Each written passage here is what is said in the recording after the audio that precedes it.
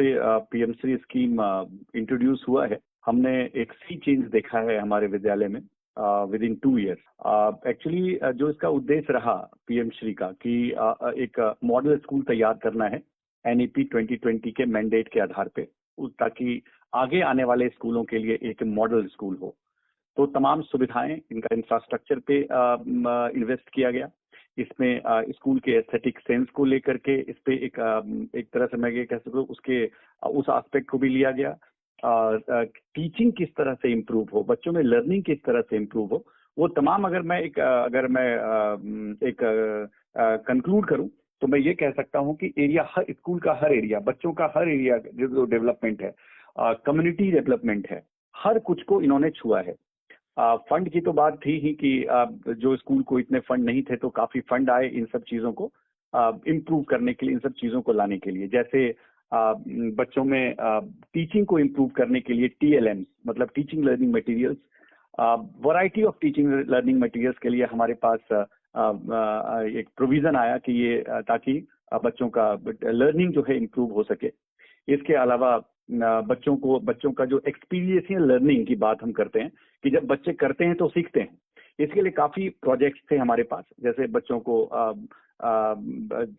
अलग अलग जगहों पे ले जाना, हिस्टोरिकल प्लेस हो, कल्चरल प्लेस हो, साइंटिफिक इंस्टीट्यूशन ऑर्गेनाइजेशंस हो, जू हो छोटे बच्चों के लिए, ताकि उनको प्रैक्टिकल एक्सपीरियंस मिल सके। इसके अलावा स्कूल के अंदर अगर हम देखें तो बाहर से जो एमिनेंट पर्सनैलिटीज हैं नेशनल एंड इंटरनेशनल रिप्यूट के, वो आकर बच्चों को एक्सपीरियंस के साथ उन्होंने परफॉर्म कराकर कई स्किल को डेवलप कराया। जैसे 21st सेंचुरी इंफॉर्मेशन एंड जो हम कह सकते हैं कि सेल्फ डिफेंस की बात भी करते हैं हम बच्चों के लिए। एडोलेसेंस का किस तरह से उनके प्रॉब्लम्स हैं उनके बारे में ये बात करते हैं। बच्चे किस तरह से आज ग्लोबल वर्ल्ड में एक ग्लोबल सिटीजन के रूप में अपने आप को देख सकते हैं, इन सब चीजों के लिए भी एक्सपर्ट्स मुहैया कराए गए, उनकी भी व्यवस्था रही। इसके अलावा जो स्किल डेवलपमेंट है, इसके लिए तमाम, एक तरह से मैं तो कहूंगा एक दरवाजा खुल गया बच्चों के लिए।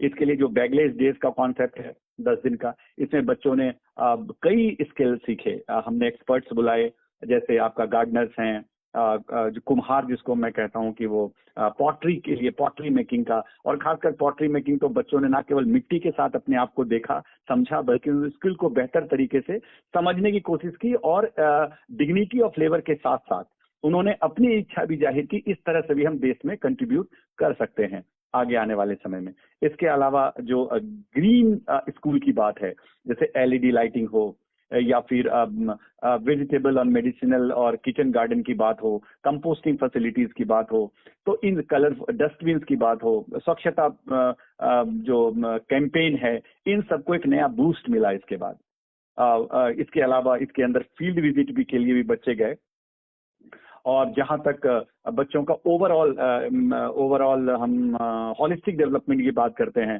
स्पोर्ट्स की बात करते हैं, वहां इन्वेस्टमेंट मिला, वहां हमें काफी इंस्ट्रूमेंट, टूल्स, इक्विपमेंट खरीदने का हमें फंड मिला, जो बच्चे के लिए काफी बेनिफिशियल हुआ।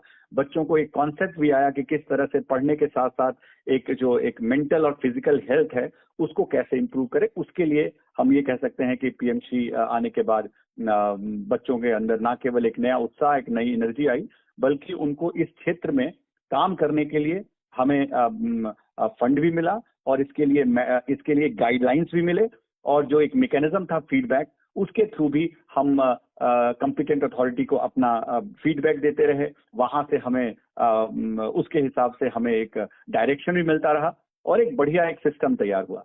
तो हम यही कहते हैं। इसके अलावा कम्युनिटी को भी हमने सामने उनके साथ भी जुड़ने का मौका मिला। पेरेंट टीचर्स मीटिंग को एक नया एक रूप मिला, नया रेगुलराइजेशन मिला बच्चों को। इसके अलावा रोबोटिक्स के लिए भी साइंस किट हो, मैथ किट हो, ये सब भी स्कूल में, विद्यालय में खरीदे गए, जिसके जो बच्चों ने बहुत उत्साह के साथ उसको यूज किया।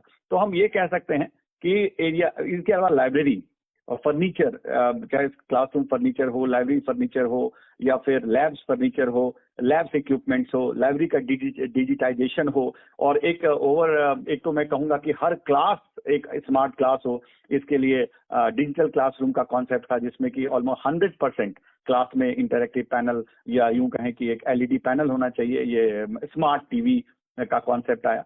तो एक तरह से हम बच्चों जो भी एनईपी का मैंडेट रहा है उनको इम्प्लीमेंट करना ऐसे माहौल में कितनी सुविधाओं के साथ, तो मुझे लगता है कि तभी न्याय हो पाएगा हमारे एनईपी 2020 की पॉलिसी की बात है।